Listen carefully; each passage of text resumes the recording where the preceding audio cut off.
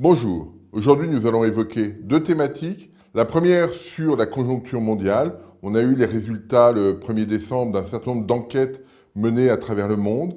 Et puis on parlera aussi de la zone euro où, dans l'attente de la réunion du 9 décembre, on sent que les choses sont en train de bouger. On le voit quand on regarde par exemple l'évolution des taux d'intérêt. On a des mouvements qui sont intéressants à signaler. Premier point, revenons sur la conjoncture mondiale. On avait évoqué la semaine dernière les indicateurs sur la Chine et sur la zone euro qu'on avait par avance. On a eu le 1er décembre, confirmation de ces données européennes et chinoises, et puis ensuite un certain nombre d'éléments sur les États-Unis, sur la Russie, sur l'Angleterre, etc.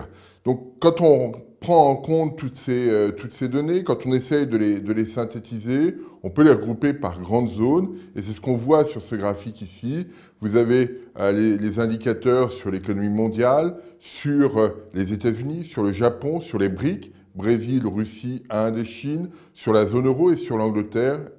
Et on voit, alors la lecture est toujours aussi simple. Au-dessus de 50, la situation s'améliore. En dessous de 50, elle se détériore. Ce qu'on constate sur le mois de novembre, c'est que les données partout sont en dessous de 50, à l'exception des États-Unis. On voit bien le mouvement d'inflexion. On avait constaté depuis plusieurs semaines que la situation se tendait vers le seuil de 50, c'est-à-dire une situation où l'activité se stabilisait. Eh bien, on observe que sur les BRICS, on observe qu'au Japon, on observe qu'en Angleterre, qu'en zone euro, la situation se dégrade assez vite et que seule, pour l'instant, l'économie américaine sort la tête de l'eau au regard de ces indicateurs. C'est un point important parce que quand on regarde par exemple les BRICS, eh bien on s'aperçoit, c'est ce qu'on avait évoqué la semaine dernière, l'indicateur chinois se replie de façon significative, l'indicateur brésilien est toujours très bas, et puis les indicateurs indiens et russes restent proches de 50, même si l'indicateur russe, au mois de novembre, a légèrement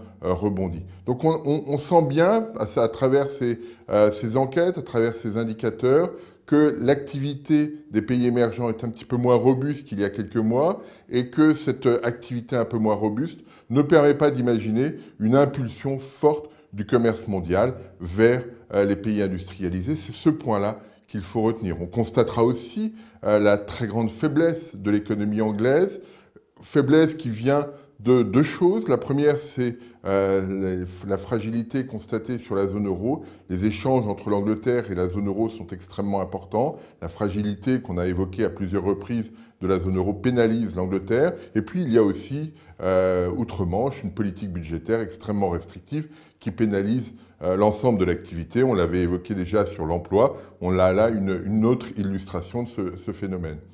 Si on veut reprendre globalement ces éléments, hein, on a pris un certain nombre de chiffres. Si on regarde plus globalement, on suit 24 pays sur ces enquêtes. Ça représente à peu près 75% de l'économie mondiale. Et puis on peut regarder à travers cela quels sont les pays qui sont au-dessus ou en dessous de 50. Et là, si on fait un solde, si on regarde les pays qui progressent avec un indicateur au-dessus de 50 et les pays qui régresse avec un indicateur en dessous de 50, eh bien on s'aperçoit que le partage est de 5 pays qui progressent et du reste, c'est-à-dire 19 pays pour lesquels l'activité s'infléchit. Donc on a un mouvement assez fort. Alors on peut le voir à travers ce graphique ici, où vous avez, où j'ai repris l'indicateur suivant.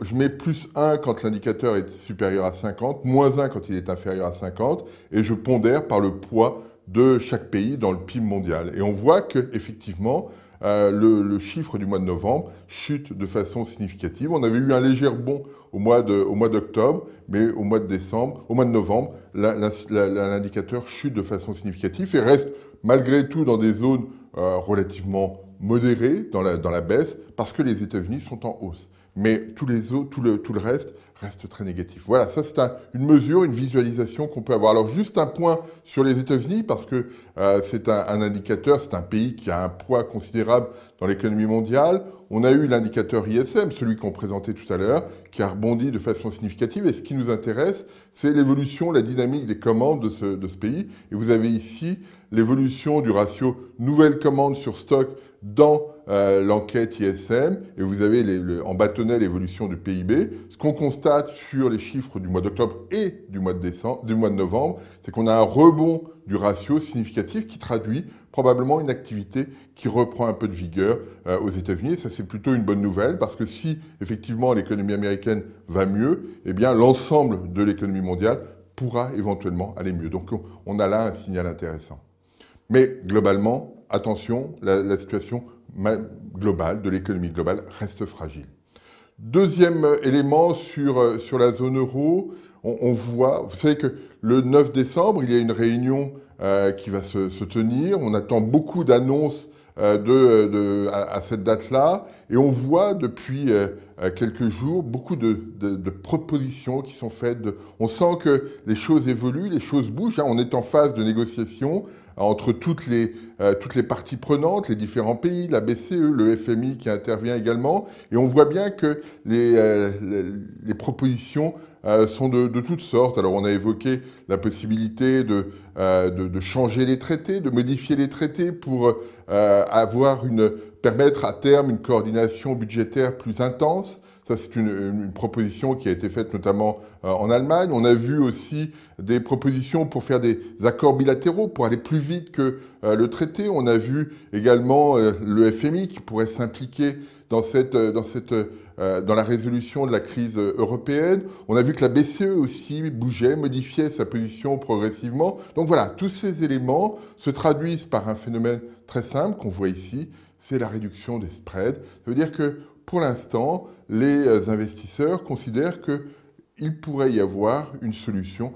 le 9 décembre prochain. Il pourrait y avoir un certain nombre d'éléments, de constructions qui permettent progressivement de donner un ordre, de donner une orientation à la zone euro et que de ce fait-là, le risque d'éclatement qui a été très largement évoqué, ce risque d'éclatement diminuerait, la probabilité de ce risque diminuerait très, très fortement. C'est ce qu'indiquent aujourd'hui ces réductions de taux d'intérêt vis-à-vis de l'Allemagne. On voit que ce soit sur l'Italie, que ce soit sur l'Espagne ou la France, on voit un mouvement assez significatif. Ça, c'est quelque chose d'intéressant. On a probablement un changement d'anticipation de la part des opérateurs, de la part des investisseurs. Mais attention, si le 9 décembre, les mesures qui seront présentées déçoivent, si finalement on considère que ce sera la prochaine réunion, je ne sais pas, en janvier, qui sera la bonne, la dernière, celle nécessaire pour trouver les solutions, à ce moment-là, les déceptions seront importantes